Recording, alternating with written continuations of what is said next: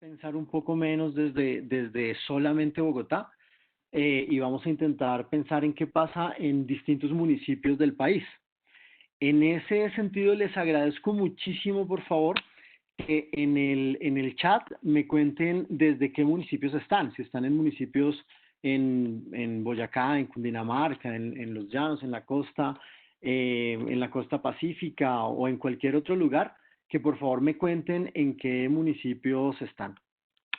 Vamos a trabajar hablando de salud mental. Uno de los temas va a ser el estigma. Otro, el estigma y en general la discriminación de una manera amplia.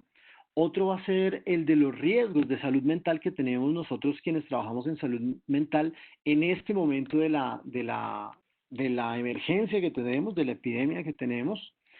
Y ahí lo más importante es que pensemos en herramientas que tenemos disponibles para disminuir o para atenuar estos riesgos relacionados con salud mental.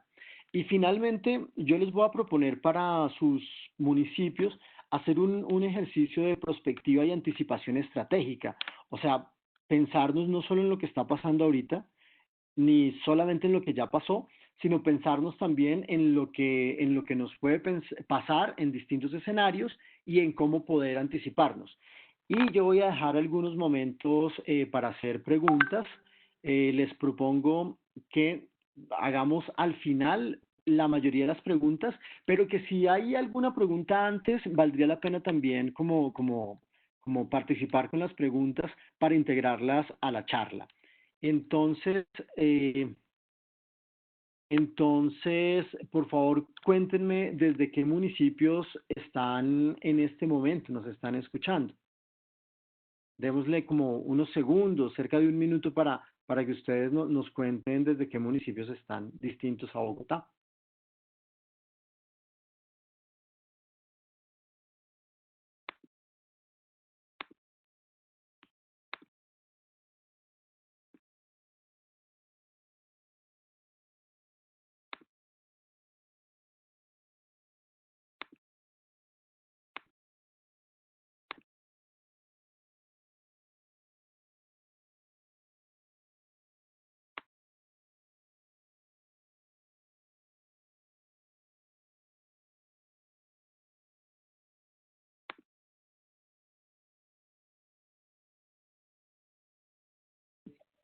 Marcel, ¿tú tienes acceso al chat? Sí, Estoy mirando y creo que no estoy viendo. porque si no yo te voy contando lo que nos contestan. Sí, por favor. Nos dicen que Bogotá, Laura, eh, Laura Camacho, eh, de Betania, Antioquia, Boyacá, Bogotá, Cartagena, Suezca, Cundinamarca, Nemocón,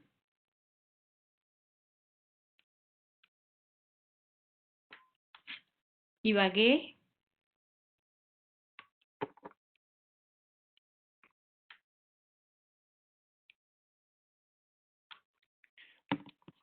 Muy bien, entonces, Chía.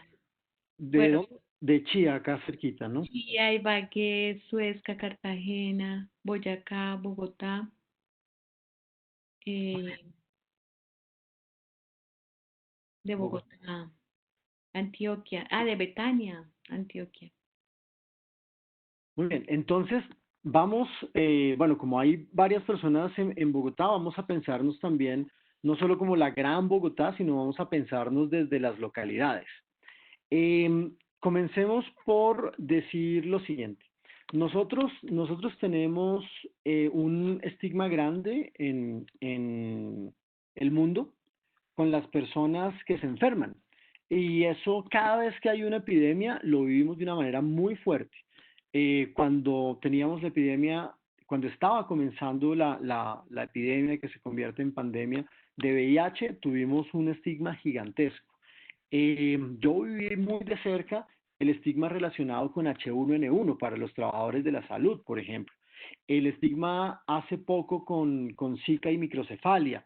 Y así, cada vez que tenemos una situación de emergencia sanitaria, una epidemia en este caso, tenemos estigma y ese estigma termina yéndose primero muy fuertemente contra las personas que son diagnosticadas como positivas y contra sus familias y después se comparte con los trabajadores de la salud de una manera insensata y demasiado fuerte. Entonces vamos a hablar un poco de eso más adelante.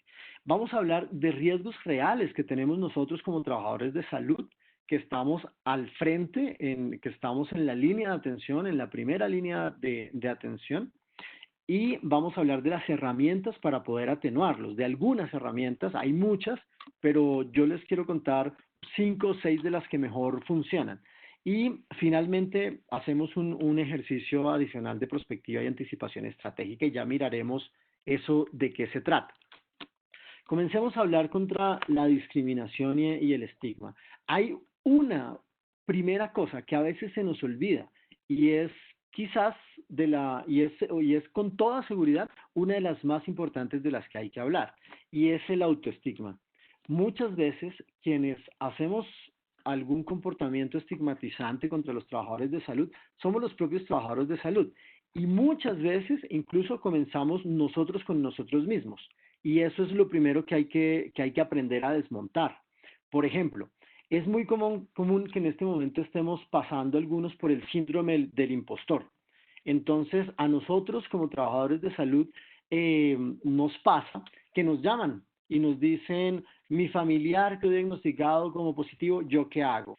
O a nosotros nos llaman y nos dicen, usted que es médico, dígame tal cosa. O nos llaman y nos hacen una pregunta sobre las pruebas o nos llaman nuestros jefes y nos hacen preguntas sobre el COVID y nosotros a veces sentimos que no sabemos, sentimos que no tenemos como toda la información que quisiéramos para poder responder esas preguntas de forma adecuada y tenemos que responder como con la información que tenemos que no la sentimos como suficiente. Y a muchas personas esto hace que sientan como una especie de síndrome del impostor que yo estoy contestando algo, pero para lo que yo no estoy preparado. Esto es absolutamente normal porque en realidad no estamos preparados para afrontar lo que estamos viviendo en este momento y nosotros lo sabemos. Sin embargo, no estamos preparados porque es una enfermedad nueva, porque es una enfermedad de la que todavía no tenemos la información suficiente que quisiéramos tener, porque todavía no tenemos la información que quisiéramos más, que es la información que tiene que ver con los medicamentos y las vacunas y decir, mire, esto se trata así, se cura así, se previene así, de una manera súper clara. Entonces, y porque la manera en que mejor funcionan las cosas, que es la higiene, el lavado de manos y superficies, los métodos de barrera, principalmente el tapabocas, eh, y también y también el distanciamiento físico. Es algo que venimos repitiendo hace varios meses ya, y es como que la gente siente que no avanzamos, como eso es lo único que tiene que decir, pero debería haber algo más. Entonces uno a veces se siente como con ese síndrome del impostor. Eso es algo que tenemos que aprender a desmontar, tenemos que aceptar que estamos ante una enfermedad nueva, de la que cada día estamos aprendiendo, tenemos que aceptar que realmente hoy sabemos mucho más de lo que sabíamos hace 4 meses, pero todavía no es suficiente y necesitamos más conocimiento. Otro problema que tenemos los trabajadores de la salud es lidiar con las culpas. Entonces, uno escucha reportes desde muchos lugares de trabajadores de salud que tienen mucho miedo de regresar a su casa después de haber estado todo el día en cuidados intensivos trabajando o en hospitalización trabajando o después no sé, por ejemplo, yo estuve hace un par de semanas con el Instituto Nacional de Salud en Amazonas y regreso a Bogotá a cumplir como a estar juicioso en mi cuarentena, mirar todo, pero como que siento como una culpa de no poder ir a visitar a mi mamá, siento como una culpa de no poder ir a hacer cosas que yo quisiera hacer y eso nos pasa con mucha frecuencia. Uno siente como no solo el miedo de si voy o no voy a contagiar a mi familia, sino también como una culpa extraña por ahí. Eso es importante dentro de salud mental y eso es importante aprender a desmontarlo, aprender a no sentir ese síndrome del impostor o a que si lo sentimos, lo que debemos hacer es saber que todavía en el mundo no se sabe lo suficiente y prepararnos mejor para atender esto en nosotros mismos y cambiar la culpa por responsabilidad. En vez de actuar con culpas, debemos actuar es con responsabilidad. Yo tengo la responsabilidad de no ir innecesariamente a donde mi mamá, al menos tantos días después de que llego de tal lugar. Yo tengo la responsabilidad de cuidarme en mi lugar de trabajo y de cuidarme en mi casa. Yo tengo responsabilidades. Eso funciona mejor porque es una invitación a la acción. La culpa no funciona para nada. Hay otra cosa muy importante y es que hay un fuerte estigma entre nosotros mismos, entre los profesionales de la salud y en el sector salud. Entonces, bueno, de esto vamos a hablar más adelante, pero un ejemplo muy sencillo es que de manera inconsciente eh, se ha protegido más a los médicos que a las enfermeras, por ejemplo, y esto es gravísimo, y esto se ha reportado en varios lugares en el mundo. Se protege más al médico que a las enfermeras y a las auxiliares de enfermería. Si uno ve los casos de contagio en profesionales de la salud en distintos países en el mundo, o si uno ve las muertes en profesionales de salud en distintos lugares en el mundo, uno mire cómo hay un estigma como invisible que protege más a unos trabajadores que a otros trabajadores de la salud. Esto es importante tenerlo en cuenta y anticiparnos a eso o percibir si lo tenemos en nuestros municipios y desmontarlo lo más rápidamente posible. Tenemos que proteger a todos los trabajadores de salud que estamos en este momento en la línea, en la primera línea de atención ante esta epidemia. Y otra cosa que se reporta con mucha frecuencia es que, digamos que nosotros estamos, de alguna manera, lidiamos con algunas cosas de estigma bien o como no le damos tanta importancia hasta cuando el estigma viene de nuestra propia casa, hasta cuando nosotros sentimos que nuestra pareja, nuestros hijos, nuestros padres, nuestros hermanos, o las personas con las que convivimos, el roommate, cuando viven personas en una misma casa, pero no necesariamente son familia, etcétera, también cuando esas personas comienzan a mirarnos o a tratarnos de una manera distinta por nuestra profesión y por lo que estamos haciendo nosotros en este momento, ahí es como un momento en donde ese estigma duele muchísimo más, cuando es de personas cercanas.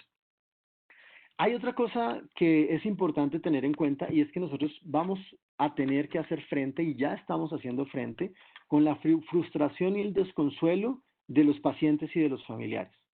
Eh, en estas situaciones la gente busca como culpables, busca responsables, busca quién tiene la culpa de que se haya enfermado no sé quién tiene la culpa de que se haya muerto mi familiar, de que se haya muerto mi abuelo, de que se haya muerto mi papá, de que se haya muerto una persona que yo quería mucho.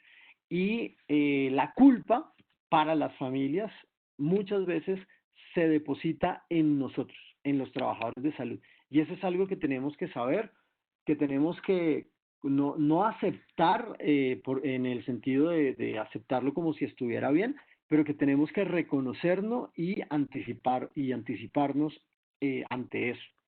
Saber que ahí está. La gente va a sentir una frustración muy grande porque la gente puede hacer muy poco en este momento. Si alguien se enferma y entra a hospitalización o entra a una sala de cuidados intensivos, las familias están pudiendo hacer muy, muy poco por su familiar. Entonces, esa falta de control lleva a una frustración y esa frustración termina siendo depositada en nosotros como trabajadores de salud. Yo insisto en que hay un estigma muy fuerte en el mundo contra las mujeres trabajadoras de salud. Por ejemplo, los casos en donde se ha reportado agresiones a trabajadores de salud son en algunos países hasta 6 veces más altos que los reportes en hombres trabajadores de la salud. Y esto es uno más de los muchos elementos que tiene el machismo y es uno más de los elementos que todos nosotros tenemos que aprender a identificar y a ponernos al frente de eso y a combatirlo. Y hay otro estigma muy grande y es el estigma que da ya no entre nosotros los trabajadores de la salud ni las personas que están enfermas, sino el estigma que se da contra grupos de mayor vulnerabilidad. En este momento, por ejemplo, nosotros vemos lo que pasa en Estados Unidos en varios sentidos, no solamente con la muerte de George Floyd y todo lo que se crea como diciendo el racismo está vivo en Estados Unidos y es algo que hay que combatir, sino cuando uno mira los números de contagiados y los números de muertos y los números de hospitalizados y los números más complicados en la epidemia en los Estados Unidos, uno se da cuenta que las personas que tienen menor acceso a los sistemas de salud siguen siendo las personas negras y las personas y los inmigrantes en este caso y los latinos también los indígenas, los nativoamericanos allá. Pero uno se da cuenta que en Brasil pasa algo parecido y cuando uno mira el mapa en Colombia de cuáles son las ciudades que tienen mayores problemas en este momento, se da cuenta que Leticia, Tumaco, eh, Cartagena, Barranquilla, por ejemplo, son ciudades en donde hay una diferencia enorme en la infraestructura, por ejemplo. No tenemos infraestructura real de salud que sea suficiente para atender este problema en Leticia, por ejemplo. No la tenemos. En años no la hemos construido, es insuficiente lo que tenemos allá. Lo mismo pasa en Tumaco, lo mismo nos va a pasar en La Guajira, lo mismo nos va a pasar en varias regiones. Entonces, el COVID es también una enfermedad que ataca más a los grupos que tienen mayor vulnerabilidad, donde hay menos infraestructura hospitalaria, donde hay menos capacitación, menos personas y menos profesionales capacitados para atender. Entonces, esos son algunos ejemplos del estigma. Por ejemplo, esta es una nota sobre las muertes, las primeras muertes provocadas por el COVID-19 entre profesionales eh, de salud en general en Brasil. Y vemos la cantidad de personas que son enfermeras, técnicas de enfermería eh, o enfermeros hombres. eh, y al mirar los datos en general son mucho mayores que los datos de los médicos, por ejemplo. Entonces, eso es algo para tener en cuenta. Este es uno de muchísimos y muchísimos y muchísimos ejemplos que uno ve en las redes sociales sobre el hecho de que es más triste para nosotros cuando el estigma viene no de personas extrañas, sino de personas que conviven con nosotros, personas que las sentimos como cercanas, familiares, parejas, etcétera. Los ejemplos son enormes con relación al estigma, pero no nos vamos a quedar solamente en ese tema.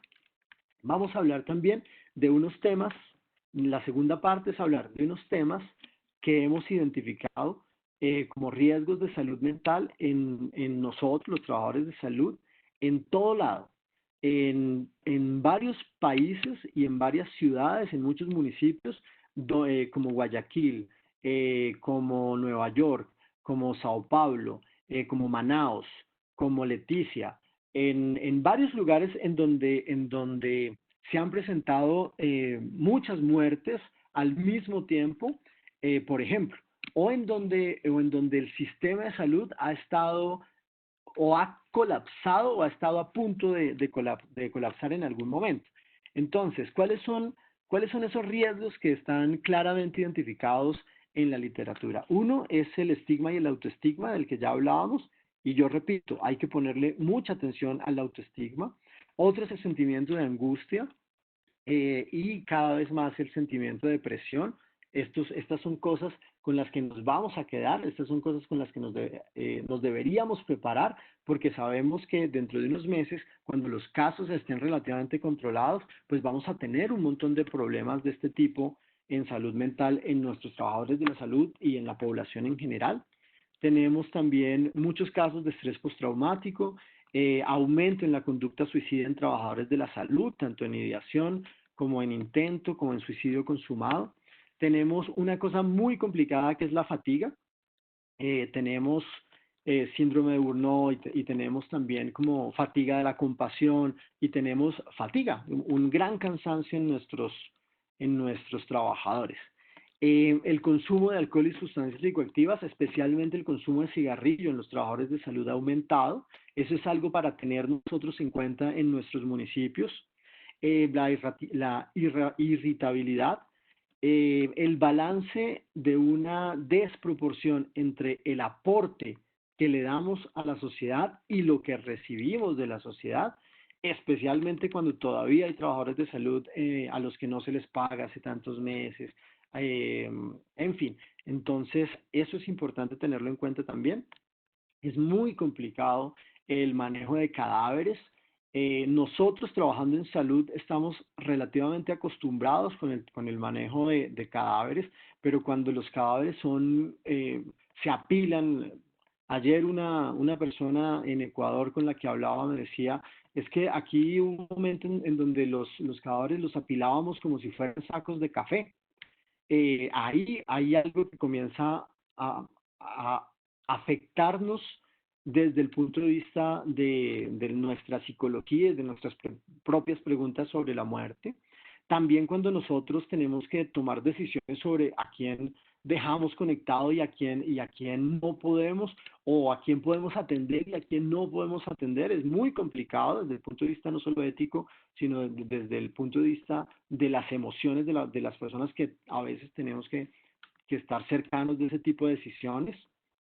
Y también, obviamente, del problema que tenemos cuando personas cercanas, familiares, la pareja, eh, amigos, compañeros, colegas, enferman gravemente o mueren. Y también es un problema de salud mental la percepción clara de la injusticia que se comete contra unos pacientes. Cuando uno ve diferencias entre cómo se trata en Estados Unidos, por ejemplo, en cómo se trata a los pacientes negros y a los pacientes caucásicos, ahí hay una sensación en los trabajadores de la salud de unas injusticias que se están cometiendo. Pero eso no es solo allá, eso pasó en el Reino Unido, eso pasa en Irán, eso está pasando fuertemente en Brasil, eso pasa en muchos lugares y con seguridad pasa en algunos municipios del país. ¿Qué podemos hacer? Yo en esta diapositiva voy a leer algunas cosas, pero después aquí voy a hacer un primer stop para hacerles unas preguntas a ustedes y escuchar un tipo de feedback de ustedes. Podemos hacer muchas cosas. Una de ellas es capacitarnos en primeros auxilios en salud mental.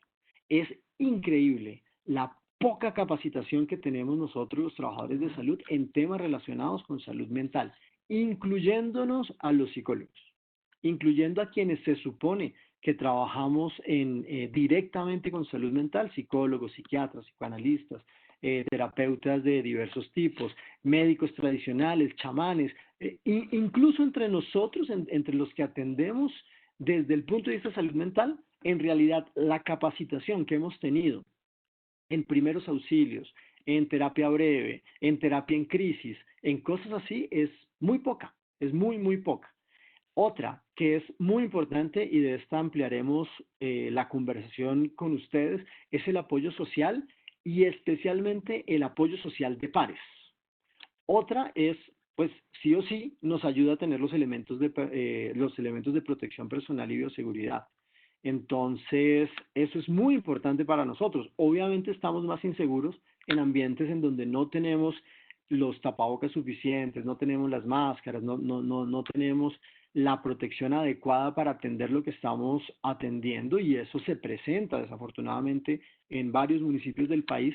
Entonces ahí pues nos sentimos más inseguros porque estamos más inseguros. Las jornadas obligatorias de descanso es casi que de lo primero que yo les voy a hacer preguntas ahorita.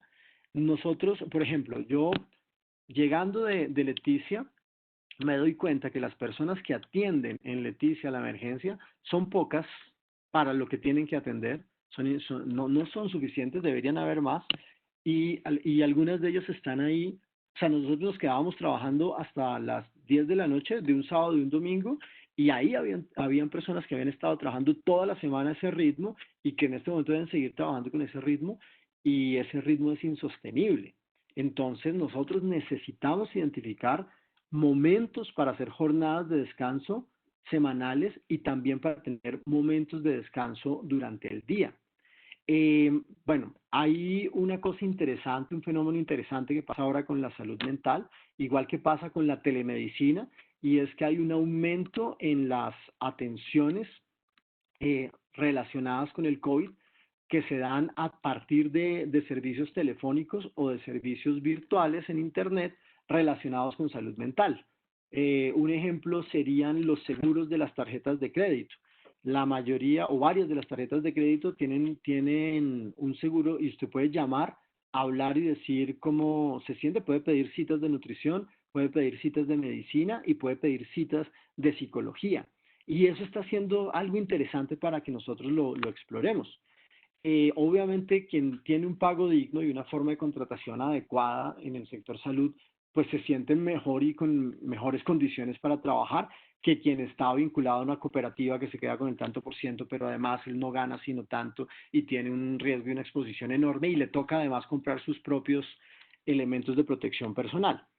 Y en otros países, en Colombia esto no se ha mirado todavía, pero en otros países ayuda mucho tener hoteles para personal de la salud.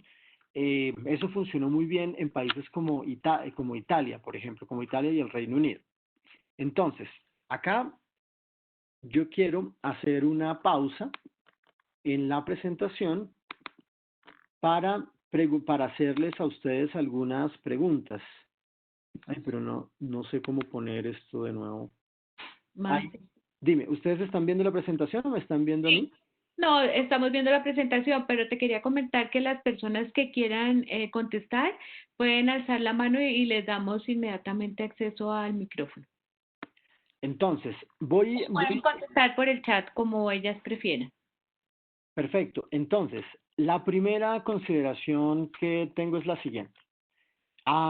El año pasado, cuando estábamos con el lanzamiento de las políticas en salud mental, que fue un avance importante en el país en este tema, nosotros en distintos departamentos hacíamos la siguiente pregunta. ¿Cuántos de ustedes han ido al psicólogo o a un servicio relacionado con salud mental en el último semestre? Y eran muy pocas las personas que habían ido. Cuando preguntábamos cuántos habían ido al odontólogo, cuántos habían ido al médico, cerca del 80% de las personas en los auditorios levantaban las manos. Nosotros en Colombia tenemos como todavía un sesgo que no lo tienen en otros países, en Uruguay, o en Argentina, o en Costa Rica, ir a un profesional de salud mental se entiende como algo rutinario y algo muy bien visto. Mientras que en Colombia, que es un país que tiene unas necesidades enormes relacionadas con salud mental, esto casi no pasa. Entonces, esa es una pregunta no para contestar, sino para que la tengamos en cuenta. ¿Estamos cuidando nosotros nuestra salud mental en un momento en donde ella necesita ser cuidada o nosotros estamos o ni siquiera lo pensamos? Esa es una pregunta que yo les dejo para que la tengan en cuenta. Segundo, esta sí me gustaría que me la contestaran desde los municipios y desde Bogotá también. ¿Cómo son nuestras jornadas de descanso?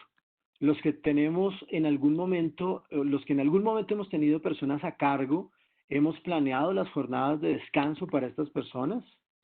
Las personas tienen al menos un día de descanso semanal. Las personas hacen pausas activas o hacen algún tipo de ejercicio de respiración profunda o tienen alguna herramienta para descansar durante el día, especialmente los profesionales que están en los hospitales atendiendo los casos, las hospitalizaciones, las unidades de cuidado intensivo. Esa es una primera pregunta. Otra pregunta que yo quisiera hacerles, ¿cómo es el apoyo social entre pares? ¿Qué es apoyo social entre pares? Es cuando, por ejemplo, yo trabajo en la Corpas y en la Corpas el día que yo me sienta mal, el día que yo tenga ganas de hablar de cómo me siento, entre los pares, o sea, no en mi casa, sino entre los pares, entre mis compañeros en la universidad, yo tengo a quien acercármele y decirle, oye, estoy supremamente triste, me pasó esto con un paciente, o me pasó esto, o me pasó esto a mí, y quiero hablarlo con usted, y sé que esa persona me va a escuchar. Entonces quiero preguntarles cómo se sienten ustedes respecto a ese apoyo social entre pares.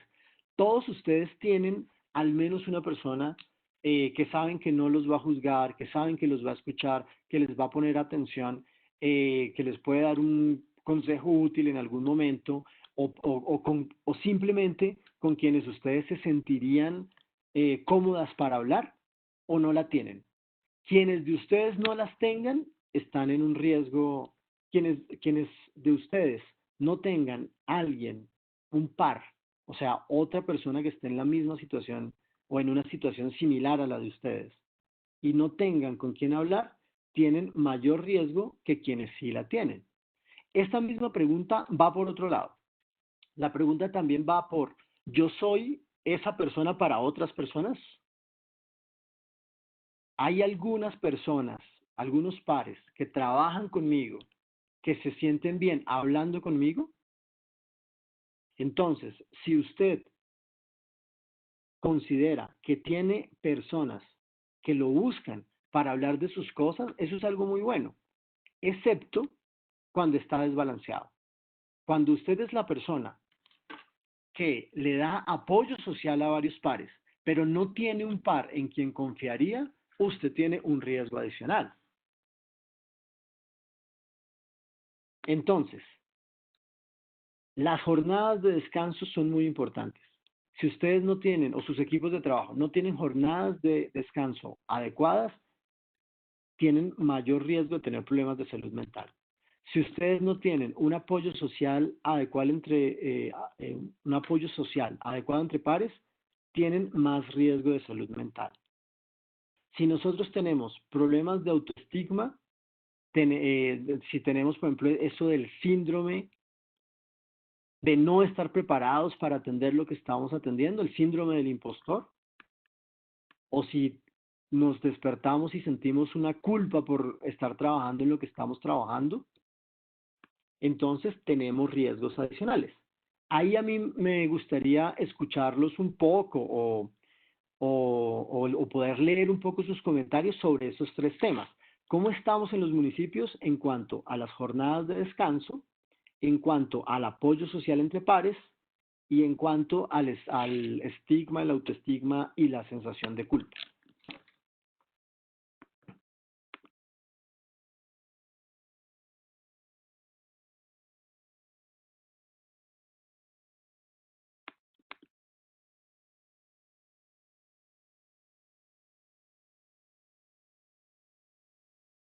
¿Aló? ¿Me escuchan? Sí, te estamos escuchando, Mansell. No veo por ahora respuestas. Sí, no, todavía no han respondido. Les recordamos que pueden levantar la mano al lado de su nombre por si quieren hablar y les damos el acceso al micrófono. Yo sí quisiera comentarte algo, Mansell, y es que yo, bueno, tú sabes que yo hice mi tesis sobre síndrome infantil de muerte súbita y siempre ese tema de la culpa me parecía terrible porque a la mayoría de nosotros nos enseñaron que había que acosar a los niños de medio lado boca abajo y ese es un factor de riesgo altísimo. Entonces como que la gente iba a sentirse culpable si se le había muerto un bebé y preciso lo había acostado de medio lado boca abajo y me he preocupado como mucho en tratar de quitar la culpa. Con el tema concreto del COVID-19, yo también he hecho como un trabajo grande con la familia y los amigos y es que si cualquiera de nosotros contagia a un familiar y el familiar se muere preciso, uno no es el culpable, o sea, el culpable es la pandemia.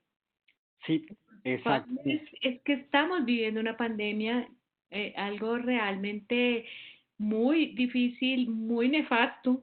Estamos todos con la posibilidad tanto de contagiarnos como de contagiar a otras personas, pero como que la gente no se sienta culpable, que es que fui, que es que salí, que es que fui al mercado y después no me lavé bien las manos, como todo esto, sino a uno, lo que tú decías, sentirse responsable pero al mismo tiempo, pues, de hacer las cosas lo mejor posible, pero ir quitando esa culpa. Y por supuesto, me imagino que te habrán llegado también un montón de WhatsApp y demás con historias horribles del muchacho que salió y contagió al papá y que, bueno, y que el papá se murió y que luego entonces la culpa y demás. Y yo creo que ahí es un trabajo grande que tenemos que hacer con las familias, y hablarlo, porque en estas cosas lo más importante es hablar del tema, hablar de la muerte, hablar de esas posibilidades y poder comentar con el resto de la familia como ese tema de las culpas y de la muerte, ¿no? Sí, ahí tú tocas unos temas súper importantes. Uno de ellos es, nosotros hemos hecho, cuando digo nosotros, hablo de nosotros en general, los trabajadores de salud y la sociedad. Nosotros hemos hecho un trabajo en comunicación del riesgo, en donde en el primer momento de la epidemia, los mensajes e incluso todavía, los mensajes tienen que ser muy fuertes, recalcando la importancia del distanciamiento físico y de los métodos de barrera y de quedarse en la casa. Quédese en casa, quédese en casa, quédese en casa. Pero la manera como se ha hecho esa comunicación del riesgo, a muchas personas, tanto a trabajadores de salud como a no trabajadores de salud, nos ha hecho sentir como que uno es una bomba biológica o algo así. Como que si yo salgo y estoy, y entonces si, si no, no sé, si estuve en el conjunto donde yo vivo, hay muchas personas mayores de edad y yo acabo de llegar del hospital, entonces, y esa forma como se ha hecho la comunicación del riesgo ha facilitado ese sentimiento como de culpa en muchos de nosotros. Y eso es algo que tenemos que desmontar. Y la forma para desmontarlo, la forma principal que tenemos para desmontarlo es cambiar la culpa por la responsabilidad. Saber que yo sí me estoy cuidando, saber que yo sí estoy tomando las medidas de protección que tengo a mano, saber que yo sí estoy saliendo porque tengo que hacer algo importante, no estoy saliendo porque estoy bobeando, sino estoy saliendo porque tengo que hacer algo importante y poco a poco ir desmontando ese sentimiento de culpa y de miedo que en parte en gran parte se debe a la manera como se ha hecho la comunicación del riesgo por parte de los medios de comunicación y por parte de la sociedad en general que está aprendiendo a lidiar con una cosa nueva y con unas proporciones nuevas. Esa es una. Pero María Luisa toca otro punto clave en la salud mental y es el hecho de que existen unas conversaciones que son muy complejas de darse, ¿sí? Hay conversaciones complejas, hay conversaciones complejas, pero que son necesarias. Por ejemplo, eh, yo ya hablé con mis familiares de qué pasa si yo me enfermo, de si yo quiero que esos datos se conozcan o no se conozcan. Yo ya hablé con mis familiares de qué pasa si yo me llego a enfermar gravemente o si yo llego a perder la vida. Yo ya hablé de eso. Esa es una conversación muy compleja. Entonces, la mayoría de nosotros no queremos tener esa conversación. La mayoría de las personas que tienen más de 60, más de 70, más de 80 años, no quieren tener esa conversación. La mayoría de personas que somos trabajadores de salud, la mayoría de personas en el mundo no queremos hablar de nuestra propia muerte o de la muerte de personas cercanas. Cuando eso se vuelve una posibilidad, eso es una conversación que hay que aprender a dar y eso es una conversación muy, muy compleja. Eh, ¿Tenemos algún comentario de alguna otra persona? No, no, Marcel. Vale, a mí me los están mandando por el WhatsApp, pero yo preferiría que quedaran en el chat. Sin embargo, si no hay, al final yo respondo los que me envían al WhatsApp. Listo. Entonces, continuemos. Hay un comentario ¿Sí? de Lady Carolina Molano y dice, buenas tardes, no soy profesional de salud, pero trabajo con personal de salud. Siendo esta una realidad, yo como externo pienso que el temor, si es de conocimiento de todos, no solo el personal de salud siente esos sentimientos. Claro, y ahí hay una cosa adicional, que era, por ejemplo, lo que habíamos hablado de los riesgos entre las mismas personas que trabajamos en salud, ¿sí? No sé en qué trabaja Lady Carolina, pero si ella trabaja en la parte administrativa, si ella trabaja en la parte de vigilancia, si ella trabaja en la parte de aseo, si ella trabaja en la parte de alimentación, porque, por ejemplo, el funcionamiento de los hospitales, el funcionamiento de las secretarías de salud, el funcionamiento de los laboratorios de salud pública no se logra solo con médicos, enfermeras, bacteriólogos, auxiliares. Somos un montón de personas trabajando y somos un montón de personas que tenemos que aprender a autocuidarnos y a cuidarnos entre nosotros. Entonces, claro, ese miedo es muy grande. A mí, por ejemplo, me pidieron que hablara con unas personas que trabajaban con limpieza en las instituciones de salud y ellas se sentían mucho más vulnerables y mucho menos protegidas que el resto de las personas de esa institución. Y se sentían así porque realmente lo estaban, porque realmente eran los últimos en recibir los tapabocas, eran los últimos en recibir materiales de protección que necesitan y ellos estaban expuestos rutinariamente a la posibilidad del contagio. Entonces, esto no es, obviamente, no es solo un tema de los profesionales de la salud, sino es un tema general de cómo tenemos que cuidarnos todos, pero también cómo tenemos que ser responsables con lo que hacemos y desmontar rápidamente la culpa y el estigma que otras dinámicas de la sociedad nos quieren imponer. Entonces, continuemos con la presentación. Hay una cosa que ayuda mucho y es el apoyo social entre pares, como ya habíamos dicho, y una forma de ese apoyo es confiar los sentimientos de uno con otra persona y saber que hay otras personas que pueden hacer lo mismo realmente con nosotros. Ese cuidado mutuo es muy importante. También es importante el cuidado mutuo de podernos decir, tu tapabocas está mal puesto, acomódatelo mejor. De podernos decir, ¿hace cuánto que no se cambia esa bata? Hay que cambiársela ya.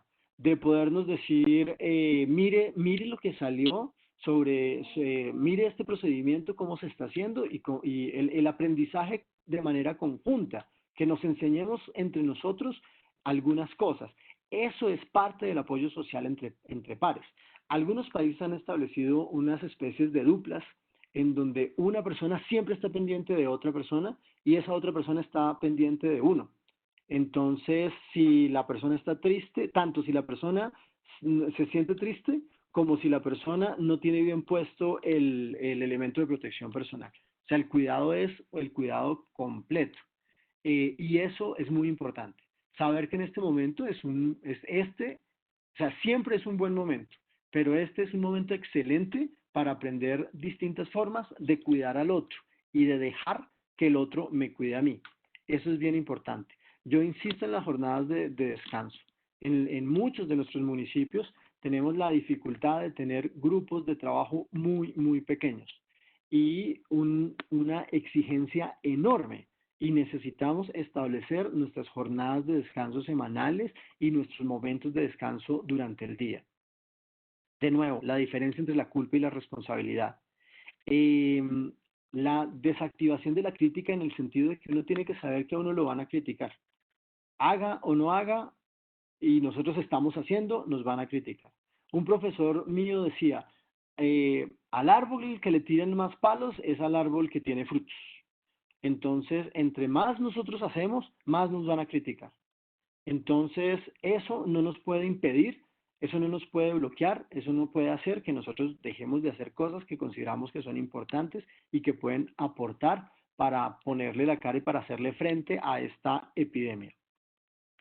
Y la otra cosa que podemos hacer es pensar en una especie de anticipación por escenarios.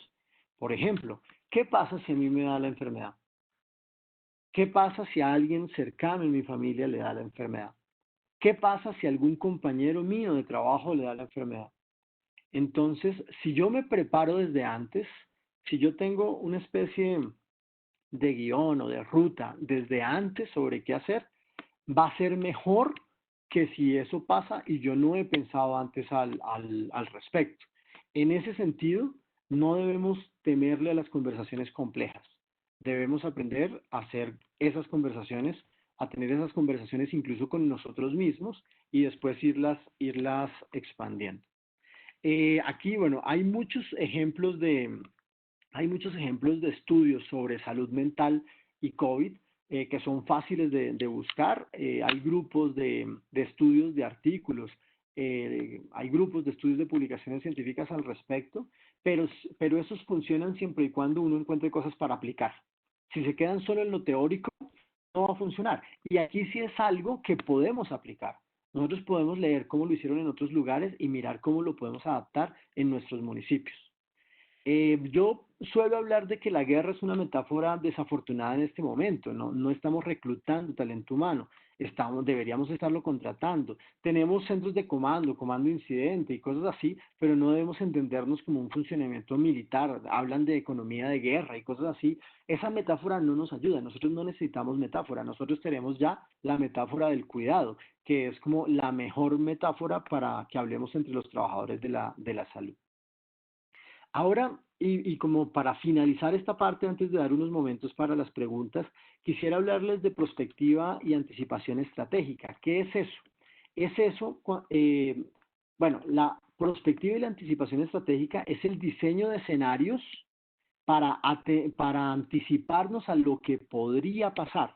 Y yo creo que en este momento en eso estamos fallando. Nosotros no tenemos suficientes escenarios, o sea, en lo nacional los tenemos, pero en lo local no tenemos esos escenarios. Yo quiero mostrarles un ejemplo de lo que hicimos en Leticia junto con los funcionarios de la Secretaría, eh, con las personas de vigilancia en salud pública, que son quienes realmente están atendiendo el problema, o gran parte del problema ya, obviamente las EPS también, obviamente las instituciones de salud también, obviamente en el caso de Amazonas, los médicos tradicionales y el sistema de salud indígena también. Pero yo quisiera mostrarles un ejemplo. Nosotros en Leticia, pero yo podría decir en Betania, yo podría decir en Cartagena, yo podría decir en Ibagué, en Chía, en Nemocón, en Suezca. Nosotros en cualquiera de nuestros municipios tenemos que conocer muy bien cómo es el perfil epidemiológico de nuestros municipios. ¿Por qué? Porque las personas en una emergencia, en un desastre o en una epidemia, una vez pasa como el choque inicial, se van a enfermar, se van a agravar y se van a morir más de lo que ya se enfermaban antes. Entonces, yo necesito conocer en mi municipio cuántas personas necesitan diálisis. Yo necesito conocer en mi municipio cuántas cirugías estaban programadas y eran muy importantes. Yo necesito conocer en mi municipio en salud mental, por ejemplo, cuántas personas necesitaban medicamento y si lo siguen recibiendo. Yo necesito saber cuál es la vacunación, cómo estaban las coberturas de vacunación de mi municipio y cómo deben estar. ¿Será que están bajando las coberturas en este momento? Entonces, todo eso para mí es importante. Yo necesito conocer el perfil epidemiológico para poderme anticipar a lo que podría pasar una vez el COVID no sea el único foco, sino vamos a tener otros focos de salud. Este año va a ser un año bastante atípico en el comportamiento en la salud en nuestros municipios y nosotros tenemos que pensar anticipadamente, si no vamos a estar persiguiendo el problema y lo que necesitamos es como anticiparnos.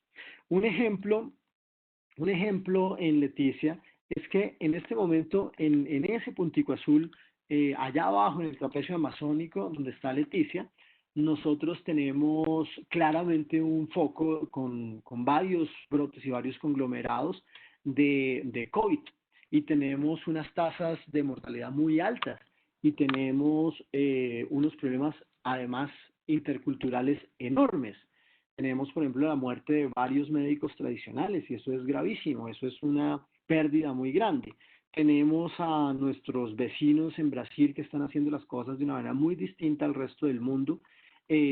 Allá están trabajando, allá los servicios de salud están trabajando bastante, pero políticamente tienen un problema en la visión del COVID que hace que no sea fácil trabajar de manera internacional y de manera bien articulada con ellos. Pero tenemos el problema en Perú también. En Perú tenemos la dificultad de que ya colapsó Iquitos, y si ya colapsó Iquitos, pues de ahí para allá va a ser muy complicado y nos están llegando casos de peruanos y nos están llegando casos de Brasil y además de los casos nuestros. Entonces tenemos una situación que es la que está ahorita. Esa situación está en todo en toda la parte desde Leticia hasta Puerto Nariño y más allá hacia Perú. Todo este río Amazonas nuestro, toda esta parte del Río Negro y del río Amazonas nuestro, es donde está el problema.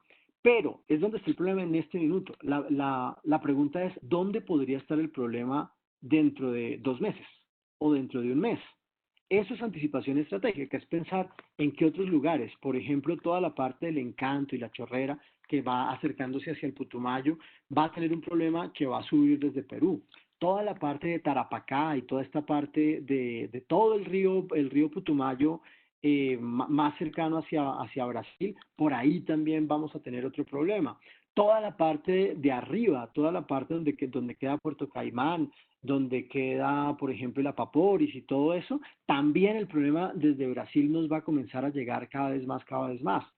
Entonces, tenemos que diseñar los escenarios para anticiparnos. Ahí, ¿qué pasa con los médicos tradicionales? ¿Cómo podemos trabajar con ellos? Entonces, cuando uno trabaja anticipación estratégica, uno piensa en escenarios distintos. Un ejemplo es malaria. ¿Qué pasa con malaria? Se aumenta la temperatura 1 grado, se aumenta 2, se aumenta 3, se aumenta 4. En el caso de nuestros municipios sería, ¿qué pasa si tenemos tantos casos, si tenemos tantos otros, si tenemos tantos otros? ¿Qué pasa si la ocupación de las camas de hospitalización o de las unidades de cuidados intensivos está en el 30%? ¿Qué pasa si está el 70%? ¿Qué pasa si supera el 90%? ¿Cómo vamos a hacer? Tenemos que anticiparnos y ese ejercicio de anticipación es un ejercicio que también nos va a ayudar en salud mental. Entonces, yo quisiera como dejar esta charla para tener unos minutos de preguntas y de comentarios de ustedes, pensando en cómo podemos hacer nosotros anticipación estratégica en el tema específico de salud mental, y en otros temas que necesitan nuestros municipios. Y quisiera también como conocer cómo ven ustedes la relación entre el COVID y la salud mental en los municipios donde ustedes están.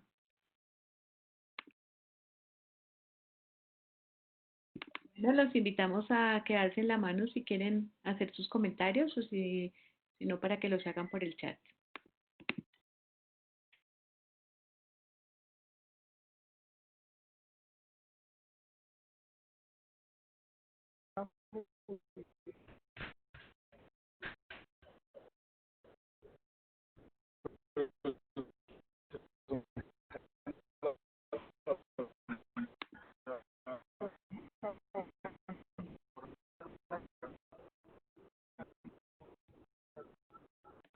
Diana,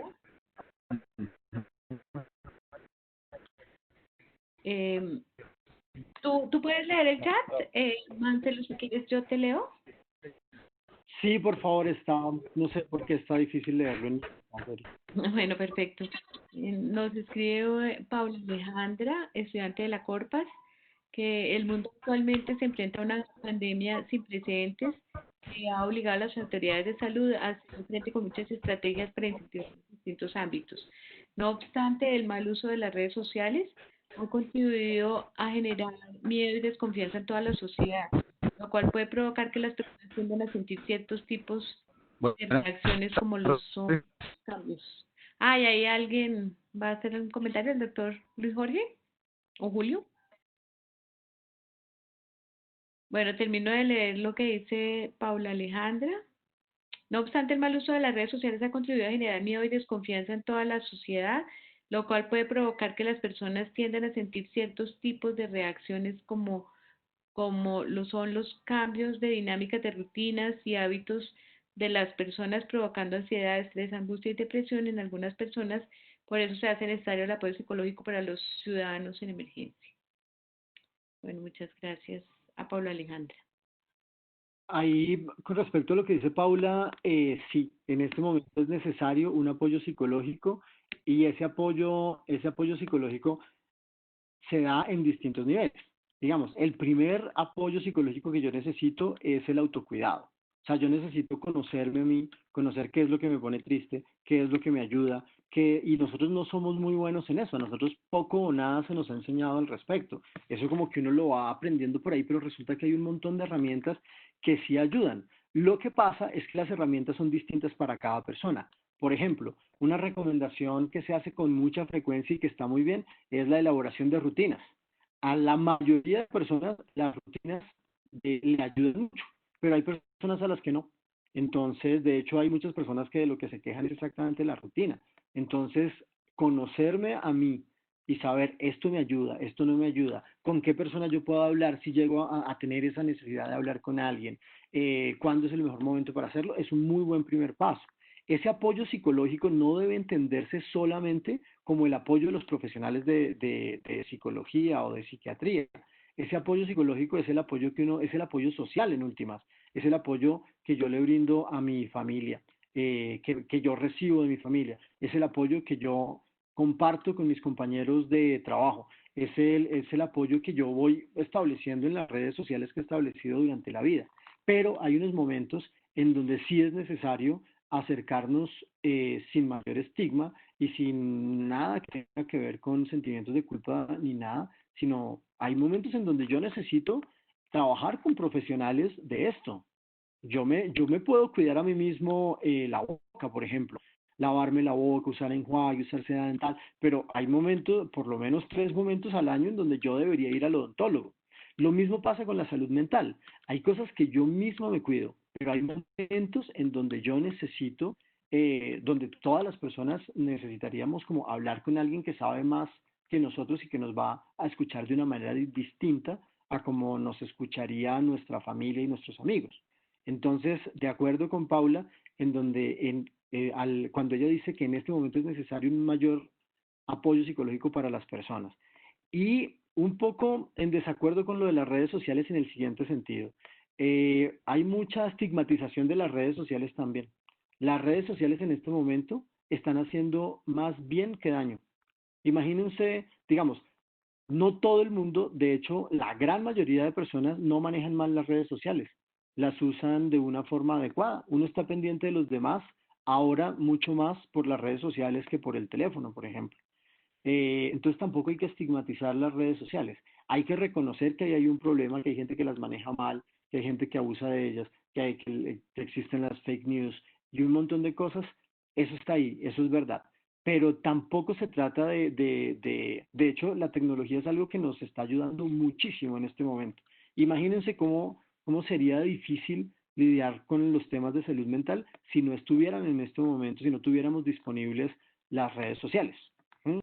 Entonces, quería decir eso respecto al comentario de Paula. Y Marcel, también nos están diciendo, Mercy, en Cartagena estamos lidiando con el personal de salud con un gran movimiento de ataques a la misión médica en redes sociales que además alimentan con publicaciones de medios de comunicación locales. Sí, Cartagena en este momento es una ciudad que debe tener como una consideración distinta al resto de ciudades del país. Sí, por ejemplo, Cartagena es una ciudad que históricamente ha vivido del turismo, en gran parte, no solamente del turismo, pero en gran parte ha vivido del turismo. Y Cartagena en sus escenarios de recuperación, digamos, para que Cartagena recupere su nivel de turismo, eso se va a demorar, eso no va a ser este año. Entonces, la anticipación estratégica comienza por ahí. ¿Qué vamos a hacer con eso? Cartagena es además una ciudad que ha tenido unos problemas de ataque, ahí sí por las redes, se dice un uso pésimo de las redes, pero no solamente las redes, ataque a las casas, llamadas telefónicas y un montón de panfletos y otra serie de cosas a los trabajadores de la salud. Eso ha sido tan complicado que la policía y la fiscalía en Cartagena han tenido que identificar como las direcciones IP de varios lugares de donde salen los mensajes en Cartagena, en donde salen también como, en donde algunas personas escriben cosas inadecuadas para que otras ataquen a los médicos, en donde se publican además direcciones de pacientes y datos confidenciales de los pacientes, lo cual está muy mal. Y Cartagena, por alguna razón, en Cartagena eso ha sido mayor que en otros lugares. Entonces, yo comparto esa preocupación por lo que pasa en Cartagena. Sin embargo, Cartagena es una ciudad que tiene cierta infraestructura en salud.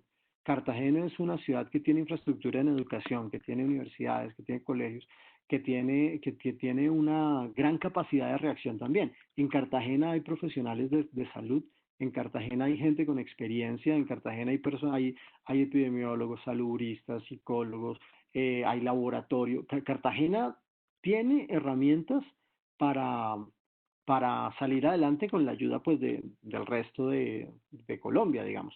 Pero yo comparto esa preocupación por lo que pasa relacionado con el estigma y ahí es un ejemplo del mal uso de las redes sociales del que hablaba Paula, por ejemplo. ¿Qué hacer?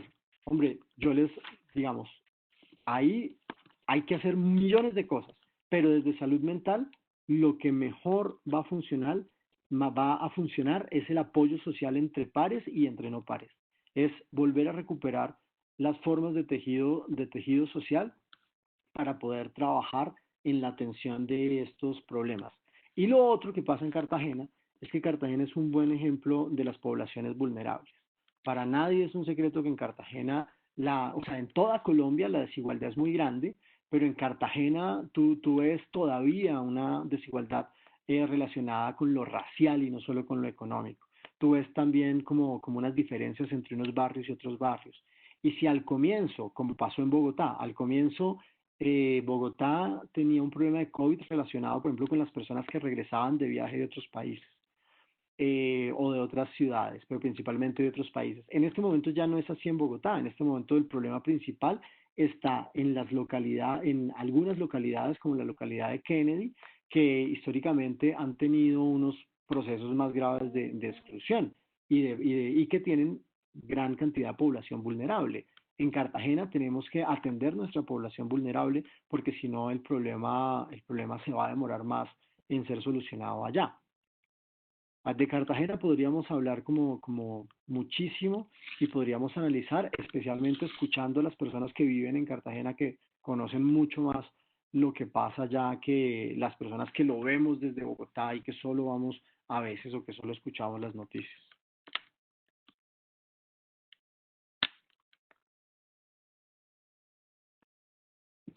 Tenemos una persona que alzó la mano, Juliana.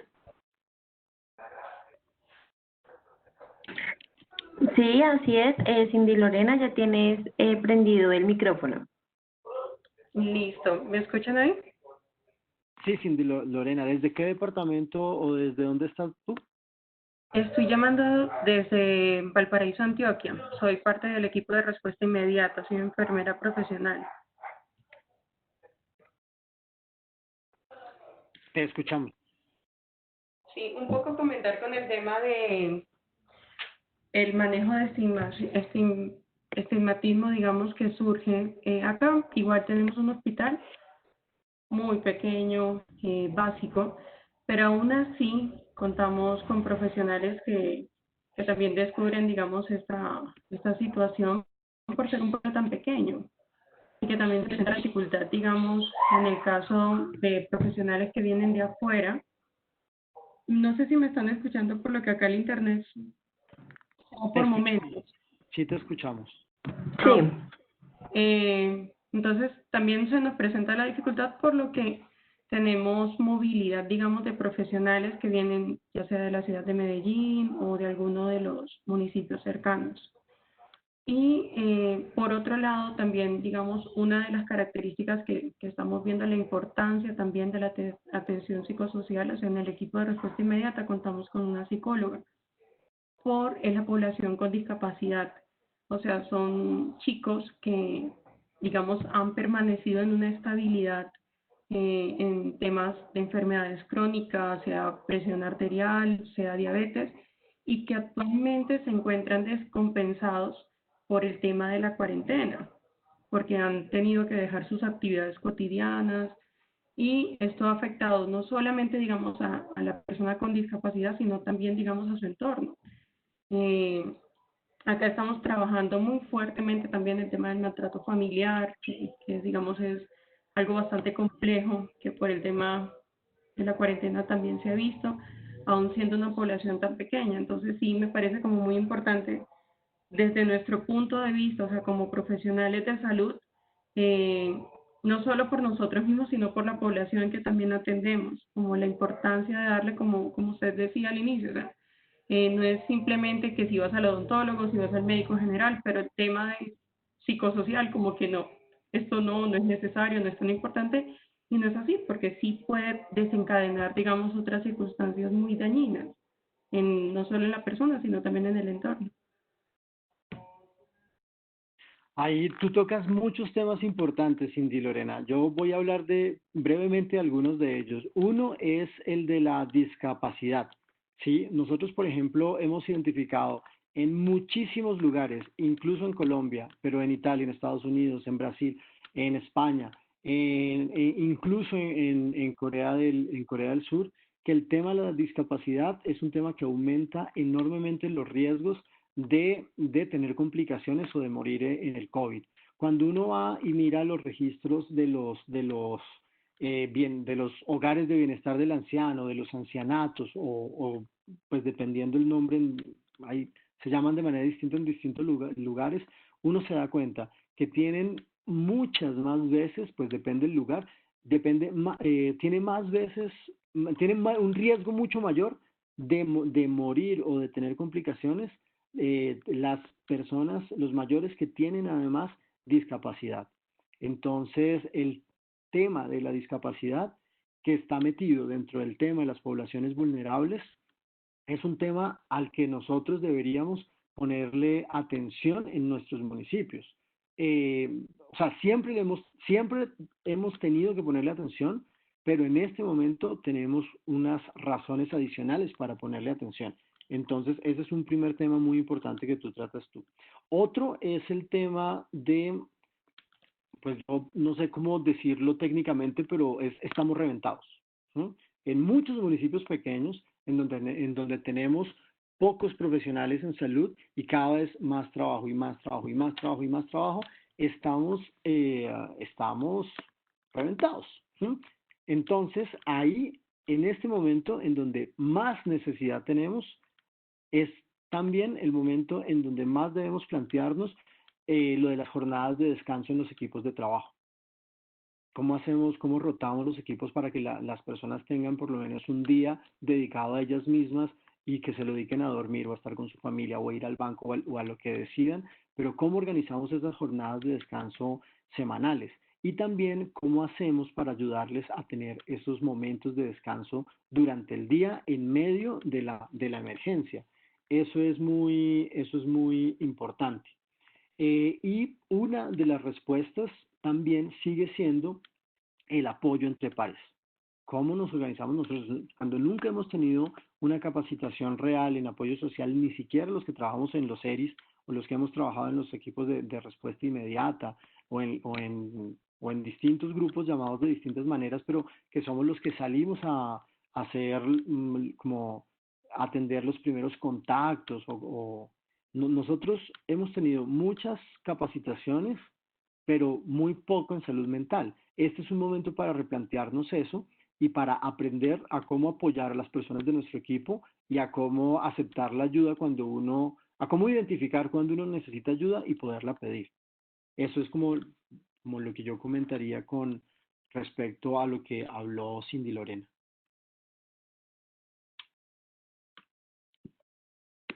Listo, Marcel. No sé, Juliana, si tengamos a alguien más que haya alzado la mano. No. Bueno, pues Marcel, yo creo que estamos perfectos de tiempo, así que podemos dar por terminada esta jornada de hoy. Está con nosotros Julio Rincón. No sé si Julio quieras hacer, que es el director de COSESAM. Eh, si quieres hablar alguna cosa o si no, pues terminamos esta reunión de hoy. Los invitamos a la de mañana en la que estarán Edgar Suárez, médico general, y el doctor Franco, internista, para hablar ya del manejo clínico de los pacientes contagiados con COVID-19. Bueno, diría que podemos dar por terminada la sesión de hoy. Bueno, pues muchas gracias, feliz tarde. El tema es infinito. Piensen, por ejemplo, en esta anticipación estratégica, ¿qué va a pasar con la salud mental de las personas que estuvieron en un respirador durante tanto tiempo y se recuperan, pero con toda la dificultad que tiene recuperarse? Piensen en la salud mental de las familias, de los trabajadores de la salud del sistema. Es un tema bien interesante para pensarnos porque el COVID nos permite como tener tantas aristas para imaginar cosas, anticiparnos y trabajar en ellas, que es muy interesante. Les agradezco su participación. Muchas gracias al profe Luis Hernández, que también lo vi por ahí en algún momento. Que también estuvo con nosotros. Gracias, María Luisa. Gracias a la Universidad FNN Corpas, a los Andes y a todos los que participaron en los municipios. Muchísimas gracias. Nos vemos entonces mañana y muchas gracias nuevamente, Marcel. Muy interesante, me encantó. Nos vemos entonces.